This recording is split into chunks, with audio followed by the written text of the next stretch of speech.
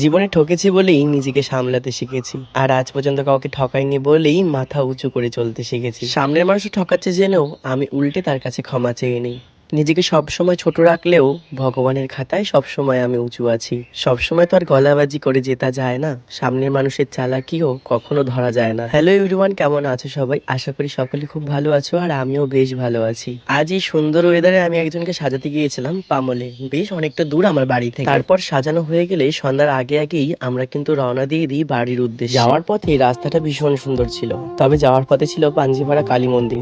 আর মায়ের মন্দিরের সামনে দিয়ে চলে যাব মাকে পুজো না দিয়ে, তা কখনো কি হতে পারে? তাই হাত পা ধুয়ে নিয়ে সবকিছু কিনে নিয়ে চলে আসলাম মায়ের মন্দিরে আর মাকে পুজো দিয়ে নিচ্ছিলাম মন ভরে। আমার যখনই এই রুটে কাজ পড়ে তখনই আমি পাঞ্জিপাড়া কালী মন্দিরটাতে সব সময় পুজো দিয়ে যাই। তোমরা হয়তো যারা আমার রেগুলার ব্লগ দেখো তারা জানো এই মন্দিরটাতে কিন্তু আমি অনেকবার এসেছি। আমরা কিছুদিন পরে কামাখ্যা মন্দিরে যাচ্ছি। যারা আছো কামাখ্যার এখানে, যত ফলোয়ার্স আর বন্ধুরা, সবার সাথে কিন্তু দেখা হবে সেইখানে। আরো একটা কথা বলি, জীবনে যদি চলতে হয় তাহলে সবাইকে মানিয়ে গুছিয়ে নিয়ে চলতে হবে। কে খারাপ করলো কে ভালো করলো তা তোমার দেখার দরকার নেই। উপরে ভগবান রয়েছেন, তিনি সব সময় দেখছেন।